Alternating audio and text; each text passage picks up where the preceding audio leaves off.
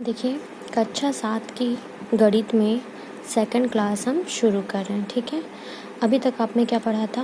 परिमेय संख्याओं के बारे में पढ़ा था। ठीक है, अब आपको क्या पढ़ना है? उन्हीं परिमेय संख्याओं के कुछ प्रगुण होते हैं, दो महत्वपूर्ण उसका प्रगुण होता है, उसके बारे में आज आपको स्टडी करना है। ठीक है, तो आइए स्टार्ट करते हैं। देखिए, जो परिमेय संख्याएं होती हैं, इनके दो तरीके के प्रगुण होते हैं जो बहुत ही ज़्यादा इम्पोर्टेंट है, जो इस चैप्टर में आपको पढ़ना है। ठीक है, तो पहला जो प्रगुण है उसका, उसे हम कहते हैं समतुल्यता का प्रगुण। क्या कहते हैं? समतुल्यता का प्रगुण।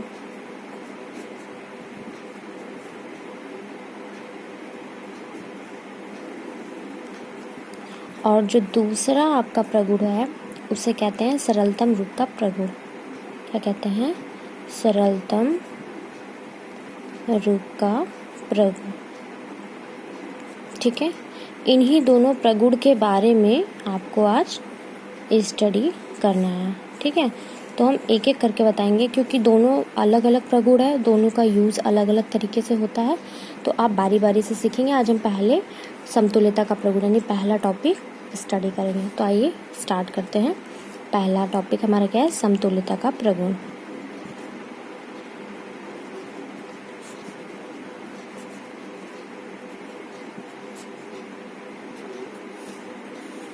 ठीक है, अब ध्यान से देखिए समतुल्यता का प्रगुण क्या होता है। पहले समतुल्यता का प्रगुण समझने से पहले आपको समझना पड़ेगा कि समतुल्यता वर्ड का मीनिंग क्या होता है।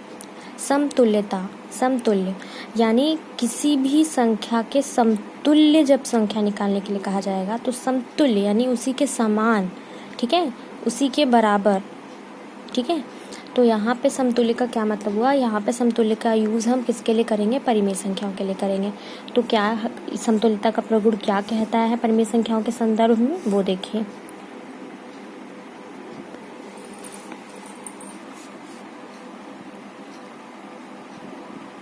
जब किसी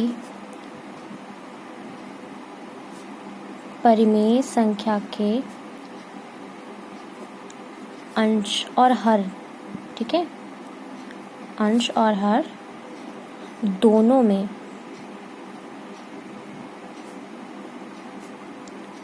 एक ही संख्या से हम गुणा करते हैं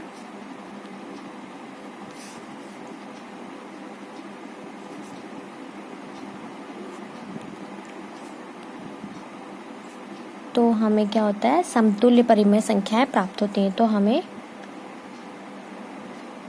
समतुल्य परिमेय संख्याएं प्राप्त होती हैं। इसे क्या कहते हैं? समतुल्यता का प्रगुण कहते हैं। इसे समतुल्यता का प्रगुण कहते हैं। ओके, क्लियर है? इसे हम क्या कहते हैं? समतुल्यता का प्रगुण कहते हैं। इसका क्या मतलब हुआ? देखिए, समतुल्यता का मीनिंग यहाँ पे मैंने आपको अभी बताया। समतुल्यता का मतलब क्या होता है? के समतुल्य या के समान। ठीक है, ये चीज़ आप थोड़ा सा आप लोग ध्यान रखिएगा। तो बात क्या हुई? क्या पढ़ना है आपको? परिमेय संख्याओं के दो महत्वपूर्ण प्रगुण। पहला होता है समतुल्यता का प्रगुण, दूसरा होता है सरलतम रूप का प्रगुण। आपको आज पढ़ना है समतुल्यता का प्रगुण। समतुल्यता का प्रगुण क्या कहता है? जब किसी परिमेय संख्या के अंश और हर दोनों में एक ही संख्या से गुणा करते हैं तो हमें समतुल्य परिमेय संख्याएं प्राप्त होती हैं। इसे समतुल्यता का प्रगुण कहते हैं। ठीक है, अब समतुल्यता वर्ड का मतलब क्या हो गया यहाँ पे? के समतुल्य यानी कि के बराबर। अब इसका यूज़ हम परिमेय संख्या के ऊपर कैसे करेंगे वो हम कुछ एग्जाम्पल के थ्रू समझते हैं। ठीक है, एग्जाम्पल फर्स्ट देखते हैं।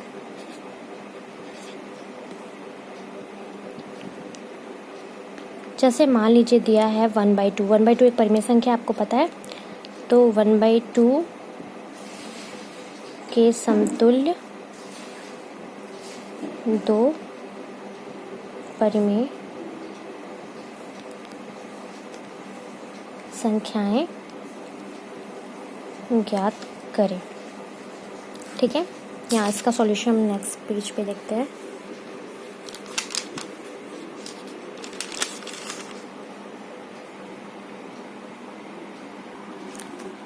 देखिए, हमें क्या करना था, 1/2 के समतुल्य दो परिमेय संख्या निकालनी थी। तो आप उसका सॉल्यूशन ध्यान से समझिए।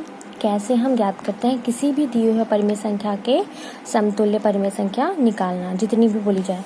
तो जैसे हमारे क्वेश्चन में दिया गया था कि 1/2 के समतुल्य दो परिमेय संख्या निकालनी है, तो हम बारी बारी से निकालते हैं। कैसे निकालते हैं वो मैं आपको बताती हूँ। 1/2 के समतुल्य पहली संख्या, पहली परिमेय संख्या, ठीक है, इज इक्वल टू क्या लिखेंगे। देखिए, आपको निकालना है 1/2 के समतुल्य दो परिमेय संख्याएं। अब दो परिमेय संख्याएं हम बारी बारी से निकालते हैं। तो 1/2 के समतुल्य पहली परिमेय संख्या बराबर हम क्या लिखेंगे। अब देखिए, इसके समतुल्य परिमेय संख्या निकालनी है। हम कैसे निकालते हैं, ये जो दिया हुआ हमारा परिमेय संख्या होता है, ठीक है, उसमें हम किसी, आपको मैंने अभी बताया समतुल्यता का प्रगुण क्या कहता है। अभी मैंने आपको बताया था कि जब किसी परिमेय संख्या के अंश और हर दोनों में एक ही संख्या से गुणा करते हैं, क्या करते हैं, गुणा करते हैं, ठीक है। तो आपको समतुल्य परिमेय संख्या निकालने के लिए ये तो पता चल गया कि उसका प्रगुण कहता है कि हम किसी संख्या का गुणा करते हैं, वो भी अंश और हर दोनों में करते हैं, ठीक है। अब पहली परिमेय संख्या निकालने के लिए हम क्या करेंगे, अंश और हर में किसी एक संख्या से दोनों में गुणा करेंगे, ठीक है। तो 1 से अगर करते हैं आप मल्टीप्लाई तो ये सेम आएगा, तो इसके समतुल्य परिमेय संख्या निकली नहीं, ठीक है। तो हम कहाँ से स्टार्ट करते हैं, 2 से, यानी हम क्या करेंगे 1/2 मल्टीप्लाई 2/2, तो ये कितना हो जाएगा 2/4, ओके। ये आपका हो गया 2/4 पहली परिमेय संख्या। अब आपको 2 निकालनी है, तो आप क्या करेंगे 1/2 के समतुल्य दूसरी परिमेय संख्या। अब क्या करेंगे, आपने 2 से मल्टीप्लाई कर दिया, 2 के बाद आप क्या लेंगे 3, ठीक है। उसके बाद मान लीजिए बोल दिया कि आपको 1/2 के समतुल्य 4 परिमेय संख्या निकालनी है, 4 परिमेय संख्या है।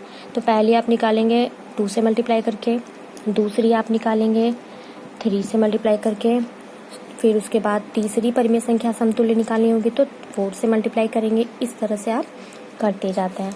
तो यहाँ पे कितना आ जाएगा 3/6। यहाँ पे आपको 2 ही समतुल्य परिमेय संख्या निकालनी थी, तो पहली समतुल्य परिमेय संख्या कैसे निकालेंगे, 2 से मल्टीप्लाई कर दिया, अंश और हर में मिल गया। 1/2 के समतुल्य दूसरी परिमेय संख्या निकालनी थी, 3 से मल्टीप्लाई कर दी, निकल गया। अब मान लीजिए 1/2 के समतुल्य 3 परिमेय संख्या निकालनी होती तो हम क्या करते, 1/2 में 4/4 का मल्टीप्लाई कर देते, तो वो क्या होता, तीसरी समतुल्य परिमेय संख्या निकल जाती। इस तरह से हम करते हैं। बात समझ में आई। एक और एग्जाम्पल देखते हैं।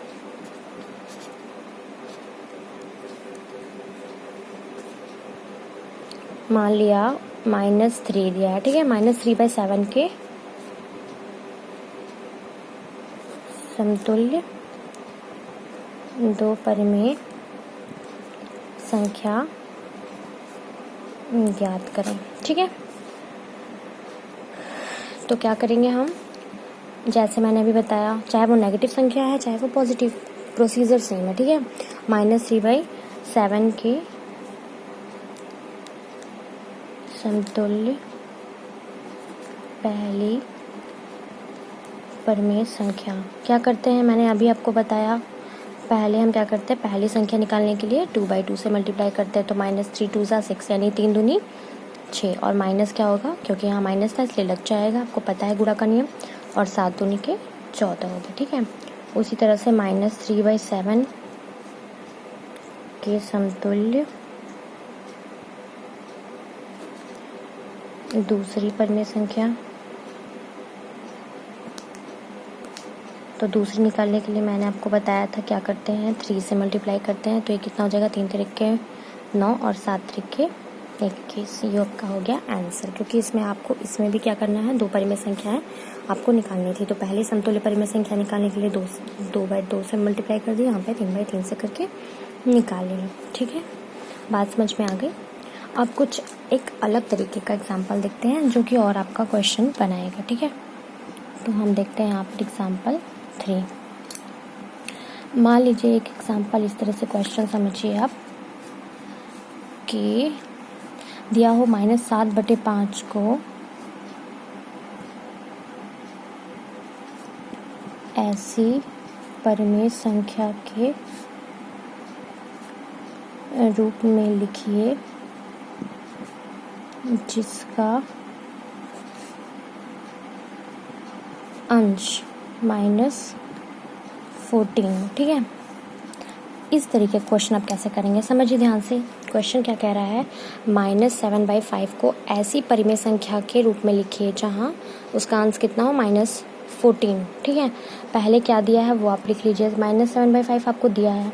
अब -7/5 में अगर p/q से तुलना करेंगे, ठीक है, तो क्या मिलेगा आपको, अंश कितना, अंश क्या है आपका -7 हो जाएगा और हर क्या हो जाएगा आपका 5 हो जाएगा, ठीक है।